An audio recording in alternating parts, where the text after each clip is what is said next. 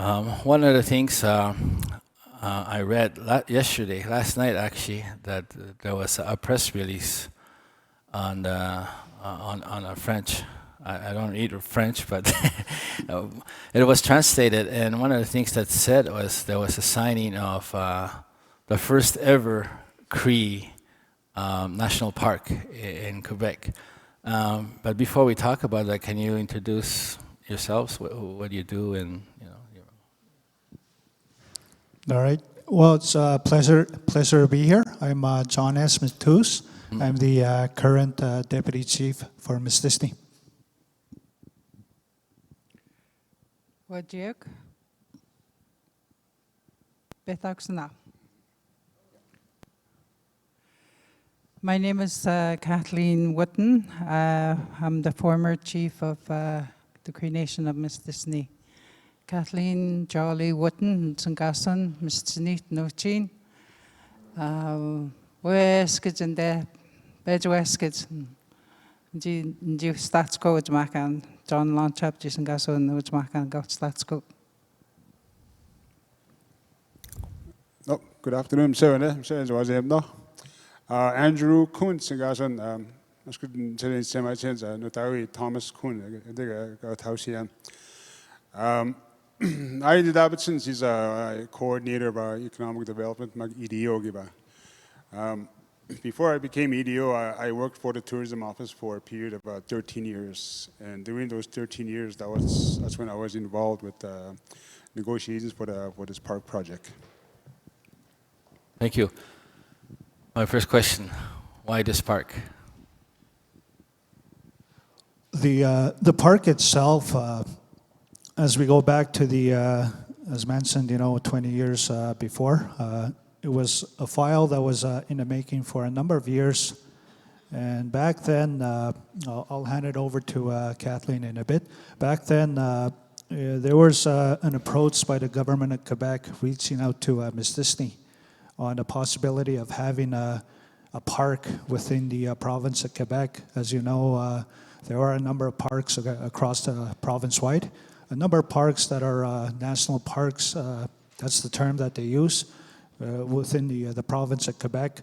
So that was something that the government had approached Mistissini back then to look at the possibility of creating a park and what it would serve, when it comes to protection of different areas of the land, and also the wildlife and biodiversity, and a cross section of what can be protected when it comes to the land. So that was the initial communication back then, and also there is also an area that we manage when it comes to the wildlife reserve. I think that's where an understanding. It takes time for people to understand the distinction between the two. The wildlife reserve, the sanctuaries themselves, they're a different status altogether when it comes to what you can do within the sanctuary and what's allowed in terms of activities.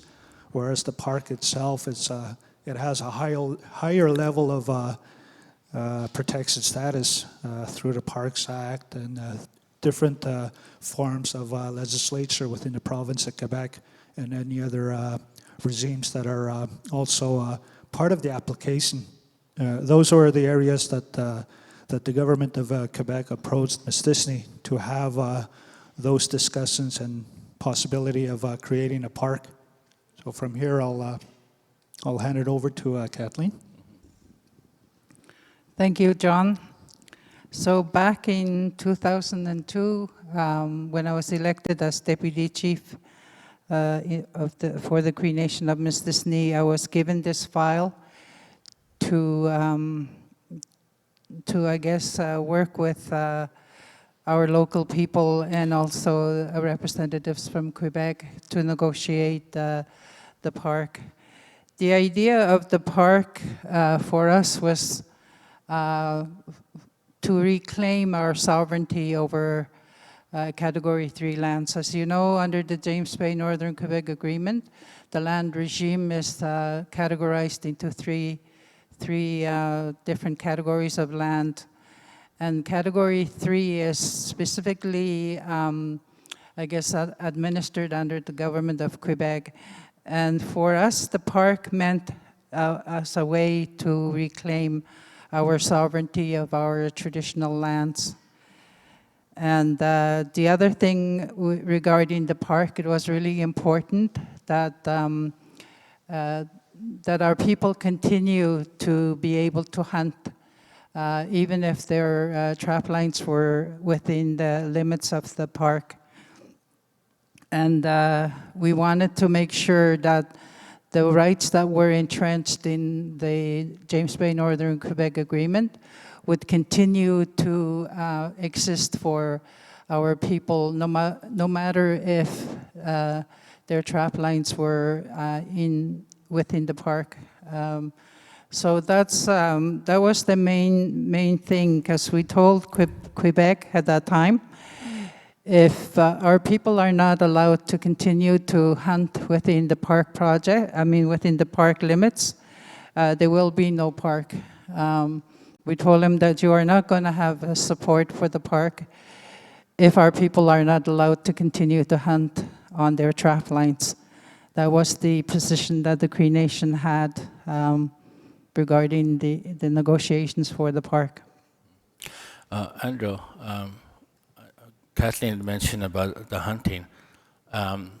Was there any kind of consultations? I'm sure there is between the tallymen, and what was the reaction, or what was the? Yes.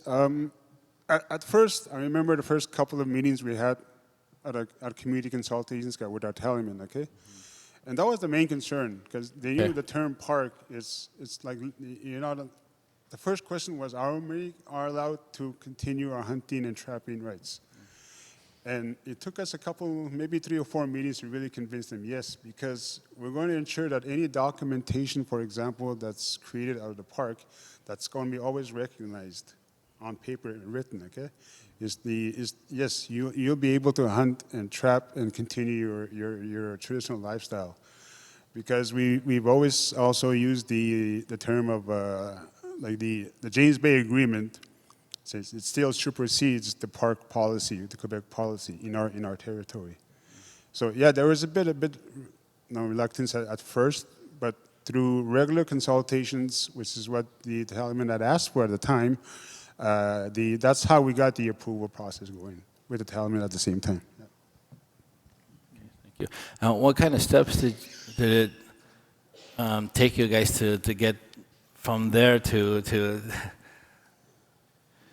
Up to this point, from the announcement that was carried out last week with the visit by the Minister of Environment, Benoit Charette, and also the Minister of Indigenous Relations under the provincial government. Both ministers are under provincial government. Ian Lafreniere, who's the Minister of Indigenous Relations. Those were part of the administrative steps that the Quebec carries out in order to finalize the steps required to recognize a park and officially going to the signing of an agreement. That's one of the last steps. Prior to that, they made an announcement through publication, through the Gazette, through the newspaper, throughout the province, as a way of making it known that there's a park that'll be created province-wide where it's made known. So these are some of the administrative steps that the provincial legislation carries out. And up to this point, we're at the last administrative step where the announcement is part of the process. So going into that announcement, that's where it was important that the tallymen involved throughout the years were also part of the guests, part of the park announcement too. We had sent out the invitations to the tallymen and their families, and also the ones that were there before. We'd like to mention this file, the park itself. It's always been led by the deputy chief's office over the years. So there's a number of deputy chiefs that carried out the role as leading the file as it developed over the years. So from what I recall, the first initial contact from the government, it was then who was Deputy Chief William McLeod. That was the initial communication. And from there on, that's where Kathleen came in. Kathleen for a period of 8 years. And after Kathleen, I came in as Deputy Chief back in 2010 to continue with the file for one term. Following my term, Gerald Lonsap came in for about 8 years as taking part in in leading the development of the Nibiischii Park. And here I am again, elected in back to Deputy Chief, and here we are. So that's part of the process. And of course, we had a number of members that were also involved in helping us out, making sure that things were moving forward. So there were working group members that were also involved over the years. So those are the mentions that we'd like to also share. So as I mentioned, this is the last administrative step, and we did receive a formal letter from the province saying that that the funding is confirmed already. Okay. Because part of it is also that we wanted to ensure that funding was also part of the management and operation agreement. So that was key, making sure that the funds were there that would help manage the park and its activities, but also creating new opportunities and engaging staff as well to manage and oversee the park. So that was also important. And within the new year, early in the new year, is when we're going to be planning out for the signing of the official agreement. Okay, thank you.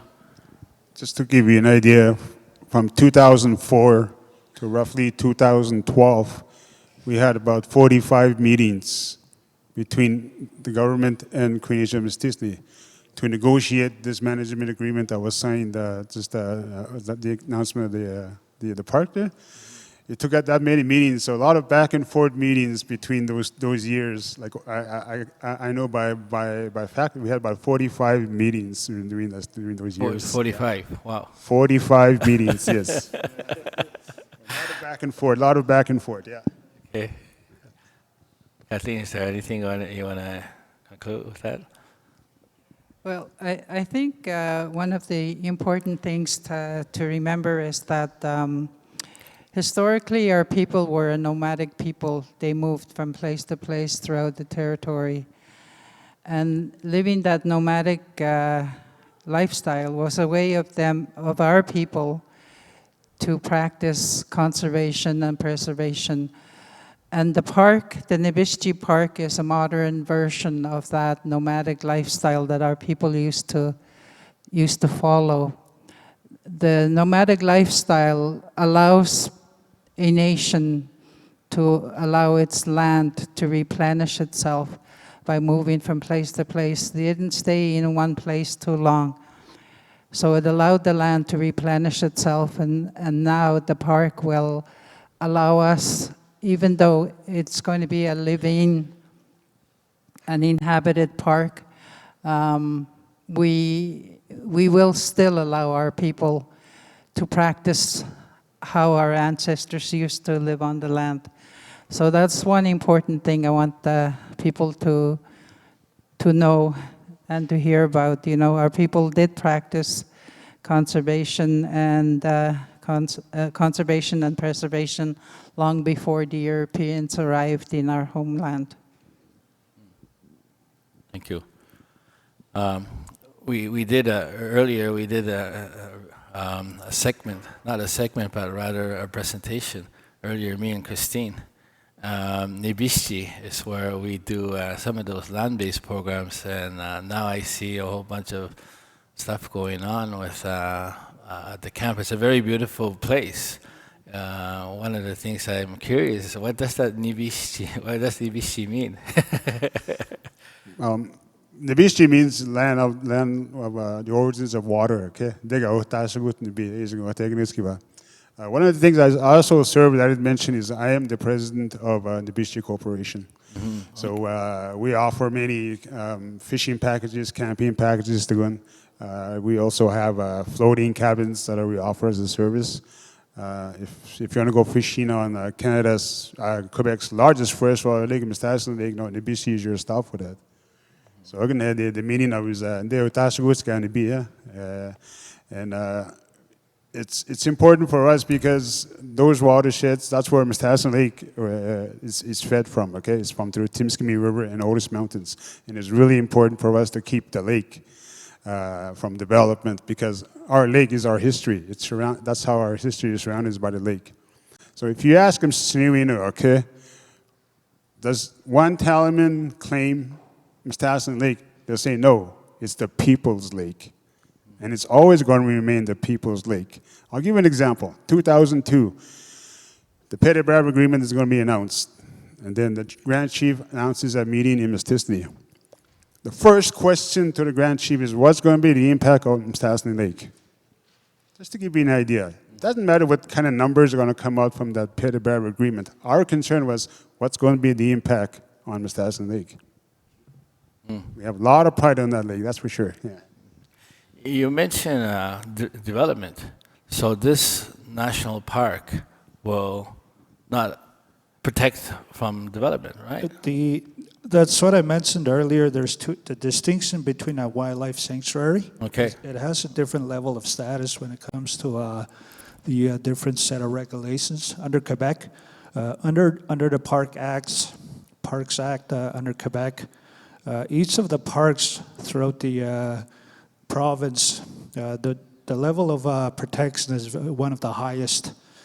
Within the parks, other provincial parks, national parks within Quebec, one of the things they're under the Parks Act, and we made it clear as what Kathleen had mentioned before. You know, we wanted to make sure that Cree rights, harvesting, trapping, hunting, would not be affected, that those rights that would still remain within JBNQA. Those were some of the conditions that the negotiating table first put on the table. And that kind of set the tone to look at how the park structure and activities would be conducted. So when I mentioned about the other national parks throughout the Quebec, the parks, they're not, there's no resource development allowed. Mining, forestry, or any energy development. Those are three of the main ones that are not allowed. So same thing over here when it comes to the parks. Nibiischii Park, same thing. There won't be any forestry activities, any of the energy development, or any of the mining. Those are the three that will not be allowed. But our Cree rights remain. Our people can still hunt and practice and continue our way of life. So that was very crucial right from the outset, that there was an understanding that Quebec and the Crees, we would have an understanding there. Then that kind of set the tone and how the agreement came about, which we'll be signing early in the new year. And I know it's a newly created national park. It's not open to the public yet, right? It's just a part of only the sanctuary and not the actual park. Yeah, right now, no, we're not ready yet to accommodate tourists for the park. Okay. But we also have already, like I mentioned, Nibiischii. On an annual basis, we already accommodate close to 8,000 tourists per year that come to Nibiischii. So we already have that momentum. We already have a market that we can market to for the park. I mentioned what we offer in Nibiischii earlier, and I'm proud to say that Nibiischii, you know, it's with our 8th year of operations. We're still young, but we're already recognized as the second best Aboriginal destination through the Canadian Tourism Awards in last year, and also in 2022 we were nominated as a finalist here in Quebec. So we're striving forward here, which is a lot of momentum for us to move forward and even diversify the offer for Nibiischii. Thank you very much. So we're going to go to the video. Nibiischii.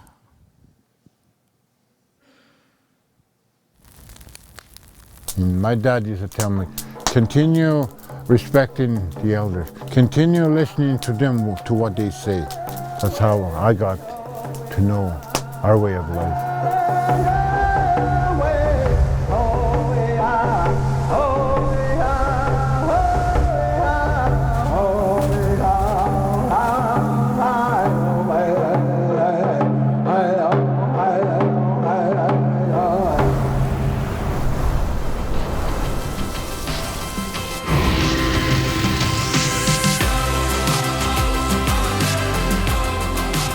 Our traditional food is cooked on open fire. It looks very delicious.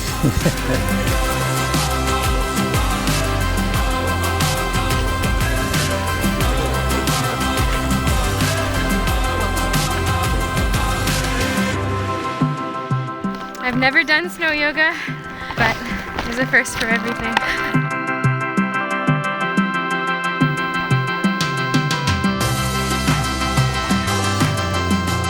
In there we have a bucket with hot rocks and some dry wood, and the smoke goes inside and it tans the most height.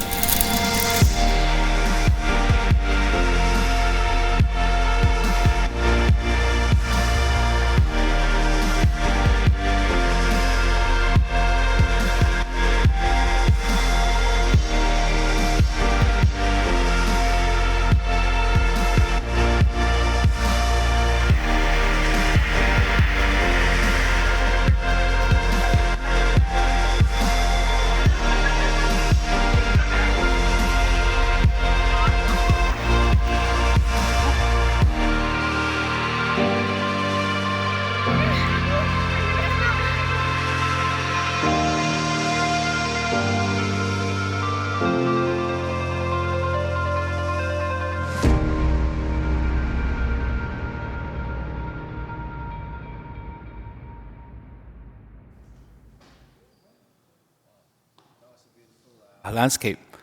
That's a beautiful place. I've been there. Like I said, I've been there a few times. Can you? What kind of services does this place provide, Joe? If you. I'll mention the probably recently corporate packages. Okay. Corporate packages has been really popular for us. What I say corporate packages is retreats. We have Cree Health Board, Cree School Board that are booking out our camps because they want to experience what you just saw now. And this is just the winter package video. We also have a summer operations, like I said, camping, fishing. You can even watch a movie from your boat, honestly. You know, like those drive-in theaters in the city? Yeah. We have a boating theater. We have a Oh, big wow. screen on the side of the lake, on walking into the lake. So you can just watch a movie from there. You can have a floating cabin. You can sleep in a floating cabin, which is quite an experience on itself. I haven't tried it, but I'm going next year for sure. I'm going to go sleep in one of those floating cabins and see how it's like, that's like, for example. Wow. We have hiking trails. We're developing hiking trails. There's so many things to do. And of course, any package we do, there's always a Cree cultural concept to it. Example, we are able to smoke fish. Our clients fish from Stagushu in the Mesum. It's really it's something for them to see when you see a Cree smoking fish, the Cree traditional way, for example. I can use the way off. There's so many things we can do. And we're still moving forward. We're still developing new ideas. That's for sure. And a lot of it is under Cree content. Like I said, right now we are recognized as the second best Aboriginal tourism destination in Canada. We're going for the top spot. We're going to get there eventually, I'm pretty sure, because we have a lake, we have the land, Yeah. we have the people that can do that. Yeah, I heard about those boats. They're out on the lake, eh? Yeah, and it's like a cabin. It's like a cabin. It's a floating cabin, yeah. Floating you can cabin. sleep there, and then you tie your boat to it, and you can go fishing from there and go back at night and sleep again, yeah. It's really something. It's not good for people that sleepwalk. No. You gotta put them a life jacket if you're sleepwalking. All right. Before we're gonna go to Christine, if there's any questions or comments. Before I do, is there anything left you wanna say? Anything before? Yeah, yeah. I think with in looking forward to the next area of the what needs to come out of the once we sign the agreement is really the master plan. We do have a provisional plan that was already in place, and it was also important that Mistissini were the drivers in developing the plan. So there's the master plan that will also be part of the working with what type of activities will be initiated within the park, and of course involving the families within the park limits are also crucial for them to also take part in the opportunities that will be planned out. So those are some of the areas that will be worked on by the park management. So I thought we would mention that too. Last thing I would say that, we've been in the outfitting industry for 40 years now. We have accommodated probably thousands of fishermen coming to Mistissini. The park will now allow us to bring in a new market, a new tourism market to the community. That's good. And that's really exciting for my part. Like I said, 13 years in the Abbotsford Tourism Office. Awesome. Christine, do we have any comments? Thank you very much, Wayne, and thank you to John, Kathleen, and Andrew for introducing us to Nibiischii. And it is indeed a beautiful place to visit and like to hold any events. And looking forward to staying at one of the floating cabins. And I got to keep in mind not to sleepwalk at night, or maybe sleep with my life jacket on. So going to questions or comments. Wow, it's exciting. We have viewers from Mexico. Wow. Greetings, Wachier, bonjour, hello. Thank you for joining our Andrew's customers. Yeah, Andrew's more customers. Yeah, potential tourists. And so they're saying thank you for sharing the moments of our culture. So thank you. We're gonna have more talks, and people are asking for recaps of yesterday. We started this festival, this virtual festival yesterday. This morning too, we had our session 2. So we are now in session 3. So we are going to be rebroadcasting this virtual festival. So be on the lookout on that. So we are doing our Cree Knowledge Festival. We are in Ujibugamo at the Ansjogen, which is the Cree Cultural Center. What else is there? It would be great to allow people to visit this park, which really seems to be a place of communion with nature. Exactly. Any ideas of when it will be possible? Maybe just to recap that response that our panelists gave us, just to refresh our viewers. Wayne? Okay, do you want to answer that question? Yeah, with the operations, I guess when you open the door itself, right now, when we sign the agreement, that's when we're going to start looking at recruiting the staffing that will be required, the park director and all the staffing required within managing the park. And they're also going to be the ones looking at the master plan, as I mentioned. The master plan will be the plan that'll also set out when the date will be for the official opening of welcoming visitors and welcoming our friends from elsewhere, coming in. So that timeline, it's hard to say as to what year, because it will take some time to really look at the park staff management and how it's going to work with different partners, because within the agreement there is an area there that we're going to be collaborating with different partners, so they too are involved in managing and carrying out the support that, for example, CODA will play a role within within the activities. So that part will be planned out as part of the master plan. And on top of it, we're also going to be looking at constructing a building within Mistissini, as we'll call it a welcoming center. So that will probably take a few years because we still have to plan it out.